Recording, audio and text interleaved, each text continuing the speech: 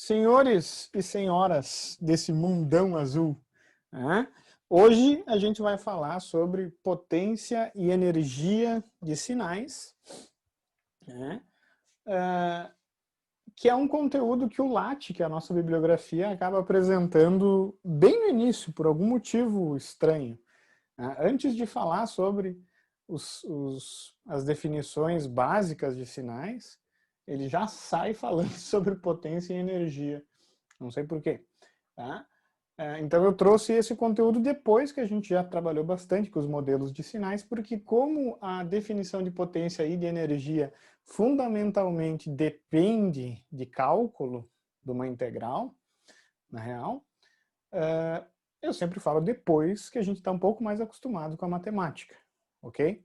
Então a gente vai começar a falar sobre energia de sinal, né? E um detalhe, essa potência e essa energia, elas são definidas para sinais contínuos e para sinais discretos, sendo que para sinais discretos a definição matemática é um pouco diferente. Tá?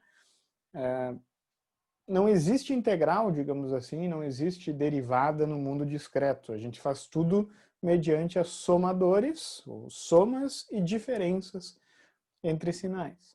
Tá? Então, toda operação que vai ser uma integral no mundo contínuo vai ser um somatório no mundo discreto. Toda operação que é uma derivada no mundo contínuo vai ser uma diferença no mundo discreto, inclusive o cálculo da potência e da energia de sinais. Eu vou focar em sinais contínuos para condicionar a mente de vocês para esse tipo de sinais, porque a gente vai ter que estudar sistemas contínuos primeiro. Tá? Depois eu volto, né, e é importante que vocês leiam também, depois eu volto para essas definições para sinais discretos. Me lembrem, por favor. Então, para sinais contínuos, a energia de um sinal ela é definida matematicamente como, né, a integral de menos infinito até mais infinito do sinal ao quadrado de t.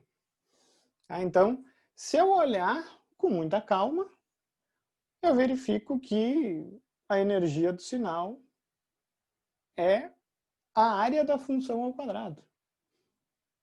Simples assim. Por que a gente faz a área da função ao quadrado, né? E não só da função? Porque pensem comigo, se eu estou trabalhando com um sinal, pode ser até um sinal de áudio, que seja, né? Se eu tenho, o sinal de áudio ele é centrado em zero, né? Se eu tenho uma onda de áudio que faz isso, né? Se eu não levo a função ao quadrado, essa área e essa aqui vão se anular. Só que claramente, se eu meto esse sinal numa caixa de som, eu vou ouvir. Eu vou ter uma certa energia, né? Dentro desse intervalo de tempo, que fique claro, né? Dentro desse período que eu estou analisando. Então, o que acontece? Para contar amplitudes negativas também como um valor de energia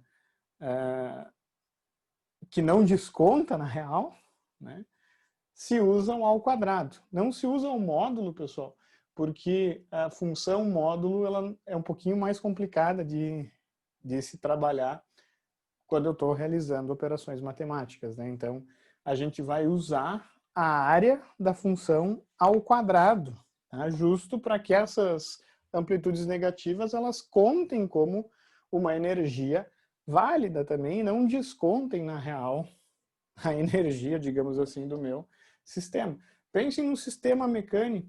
Se eu andar para frente ou para trás, eu não estou produzindo energia de qualquer maneira.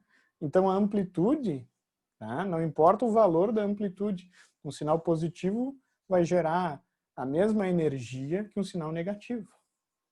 Tá? Então, por isso que a gente vai trabalhar com função ao quadrado. Então, é relativamente simples, ok? Sinais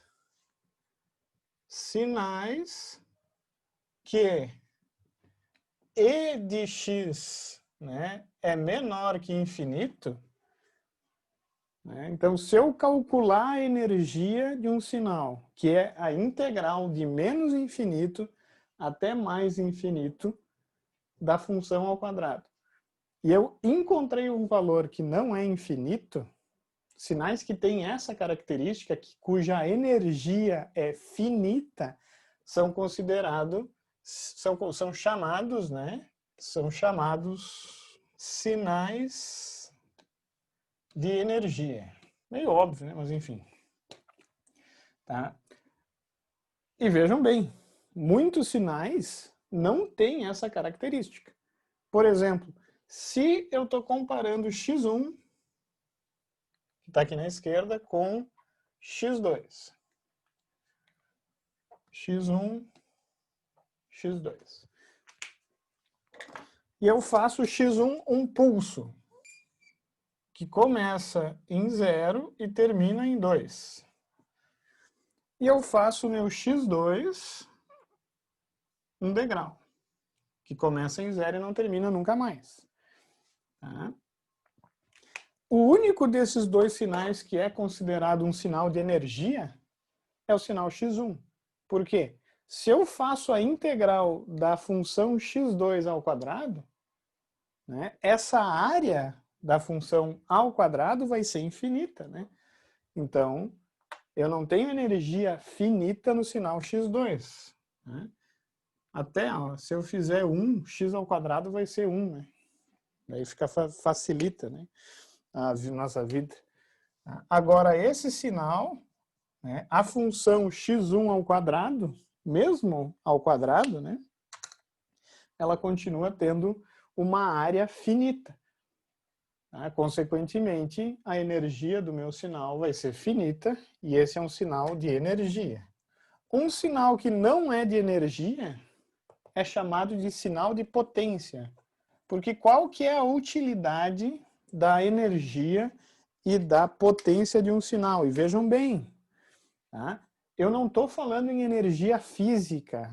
Tá? Quando eu digo energia de um sinal, potência de um sinal, eu não estou falando em joule e não estou falando em watt necessariamente. Tá?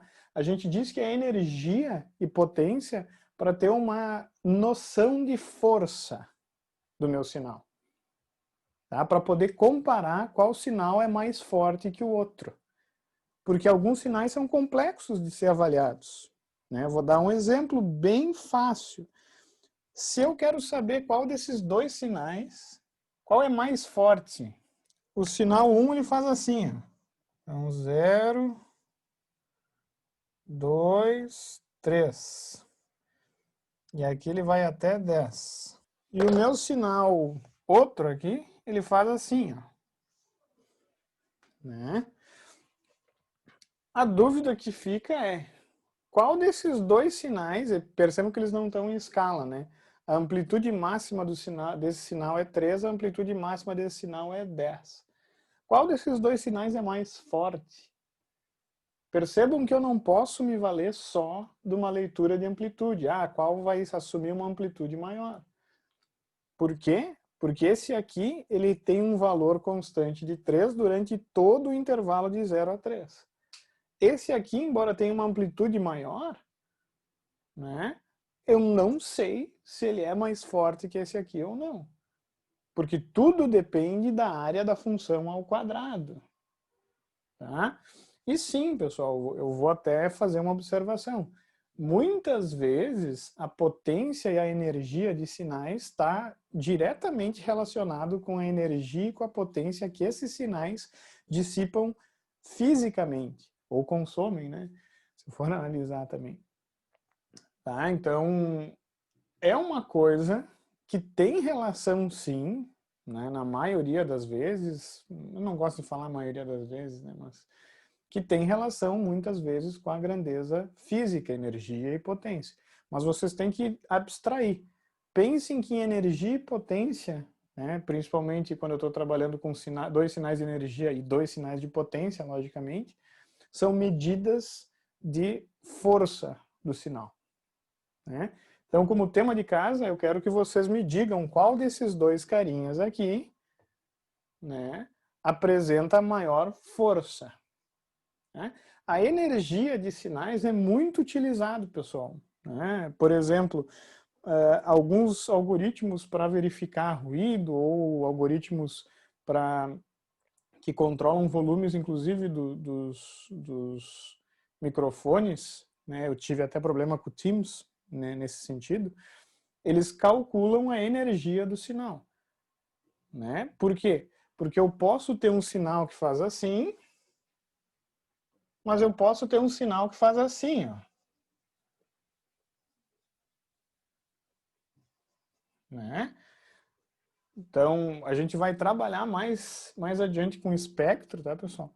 Eu percebo que esse sinal ele tem várias componentes espectrais. Ele é um sinal mais ruidoso, digamos assim. E esse ruído ele conta na energia, né? Então, mesmo que o ruído não seja alto de amplitude, não apresente uma amplitude alta, como ele é espalhado em várias bandas de frequência, eu acabo tendo uma energia, acumulando uma energia muito grande, tá? Então, é uma coisa que tem que ser cuidada, é uma coisa que tem que ser entendida, né? Que a energia é uma grandeza proporcional à área da função ao quadrado, né? E é bastante utilizada isso, né? As medidas de energia são bastante utilizadas em controle, para controle ótimo, né? O meu objetivo é minimizar a energia do erro do sistema. Porque se o erro tem uma área da função ao quadrado pequena, significa que o meu sistema tendeu muito rapidamente para onde eu quero tender, né? Então, várias disciplinas se valem dessa medida para comparação de sinais. Se o sinal é bom, se o sinal é ruim, dependendo, né? Se eu estou trabalhando, por exemplo, com controle, um sinal que tem um erro com uma energia pequena é um sistema bom, né? Um sistema de controle bom. Mas, enfim. Então, tema de casa para vocês, calcular a energia desses dois sinaizinhos aqui e ver qual dos dois é mais forte. Eu vou chamar esse aqui de XT e XN, em homenagem ao Thiago Neves, que está nos deixando. Pela graça do Senhor não virará André Balada. O Romildo me surpreendeu hoje, hein? O que acontece? Se eu conseguir calcular a energia do sinal, o sinal é de energia. Mas, por exemplo, se eu quero comparar o sinal X2, não digo com o próprio sinal X1, porque ele tem muito mais energia, né? Mas se eu quero comparar sinais que têm energia infinita. Por exemplo, eu quero comparar esse sinal aqui, e vai até o infinito assim, né? Com esse sinal aqui, com essa onda triangular aí. Ambos os sinais que eu desenhei ali em cima, eles têm energia infinita. Então, para comparar esse tipo de sinal, a gente vai ter que recorrer ao cálculo da potência desse sinal. Tá? E a potência, não digo que é um pouquinho chato, mas no primeiro momento assusta um pouquinho, né? Vou explicar por quê. A potência do sinal é definida como o limite quando t tende para infinito de 1 sobre t integral em menos t sobre 2 até t sobre 2 da função x de t ao quadrado de t. E um detalhe, eu notei EX porque o sinal é X, tá? Se eu quiser a energia, por exemplo, do sinal XN, eu provavelmente vou denotar EXN, né? Só para... Assim como PXN seria a potência do sinal XN, enfim. É uma questão de nomenclatura. Não se apavorem, por favor, não se apavorem com essa equação. Ela é tão somente o valor médio da energia, né? Pensem nessa função aqui, ó. Tá? Se isso aqui tende para infinito, isso aqui é basicamente menos infinito até mais infinito, ou menos infinito sobre 2, para ser correto, até infinito sobre 2. Tá? Só que o que eu estou fazendo? Eu estou fazendo a mesma operação. Ó. Eu estou integrando a função ao quadrado. A diferença é que aqui, o que eu faço? Eu integro, e na mesma medida que eu integro um intervalo t, eu divido por t. Então, na prática, eu estou fazendo o valor médio da energia, levando essa análise para um período cada vez maior. Explicando rapidamente, para a minha função degrau, que eu acho que é a mais fácil de entender. A minha função degrau, até vamos usar degrau unitário. Pensem no seguinte, não pensem no t tendendo ao infinito para sacar o que eu estou fazendo aqui. Pensem num t valendo 2. Tá? Se o meu t vale 2, eu vou ter que integrar de menos 1 até 1. Ou seja, eu integro desse ponto até esse ponto. Então, eu vou calcular essa área aqui. Né? Só que o que eu vou fazer? Como eu integrei nesse intervalo, eu vou calcular a área nesse intervalo e dividir pelo intervalo.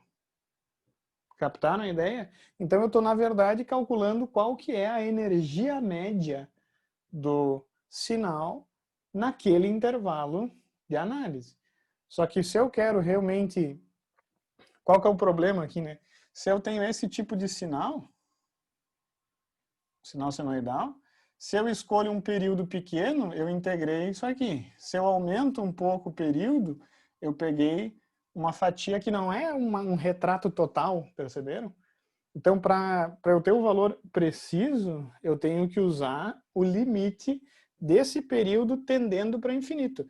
E quando eu resolvo isso, eu vou ter como resultado uma função que depende de t. Tesão, no caso. Tá? E daí, depois que eu fiz isso, eu vou ter que realizar o limite fazendo o tesão tender para infinito. Porque tu vai substituir os limites de integração na função. É complicado. É bem mais difícil de fazer, com certeza, do que a energia. Tá? Mas é assim que se faz. E outra, tem um detalhe importante. Para sinais periódicos, vou botar essa observação, para sinais periódicos, eu não preciso usar limites. Né? Pode-se calcular a potência fazendo... Então, para sinais periódicos, eu posso calcular a potência fazendo direto. P de x é igual a 1 sobre o período fundamental e realizar essa integral em qualquer múltiplo do período. Né? Em qualquer, não múltiplo, né? Mas em qualquer intervalo que dê exatamente um período na função. E é normalmente aí, assim que eu vou fazer, né? Que é a aplicação, digamos assim, da potência do sinal na maioria dos casos. Eu vou pensar na potência de sinais periódicos. Vou dar um macete para vocês, exemplo. Se eu quero a potência desse sinal aqui, que é uma senoide, que começa em 0, é muito mais fácil pegar a potência da senoide, que é um sinal periódico, calcular assim, e dividir por 2. Por que dividir por 2? Porque ela vai estar ligada a metade do tempo infinito, entende? E a senoide está ligada durante todo o tempo. Então, essas sacadas a gente só pega com o tempo, com os exercícios. E o Latte meio que faz vários exercícios nessa tocada, para vocês verem como eu posso usar com algum conhecimento, ou pelo menos uma intuição muito boa, para facilitar o cálculo da potência. Detalhe importante que vocês vão ver comigo em circuitos. O valor eficaz de qualquer sinal, eu vou denotar como XRMS aqui, o valor eficaz de qualquer sinal, em português vocês vão ver, encontrar isso, X eficaz, F, né? É tão somente a raiz da potência. Tá? Então é um conceito bem importante que, como eu vou revisitar em análise 2, eu não bato tanto na tecla, mas o Latte, nessa parte, pega pesado nos exercícios. Tá? Já estou alertando vocês.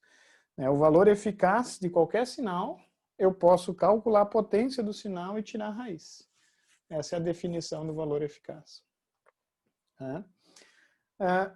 Tema de casa para vocês. Se vocês conseguirem calcular a energia do degrau, que é bem fácil, eu já vou estar bem contente. Depois, com calma, vão avançando nos exercícios no LAT. Eu até posso fazer com vocês, se vocês quiserem. Honestamente, calcular a energia do degrau é mais fácil, a potência do degrau é mais fácil do que calcular a energia desse infeliz aqui.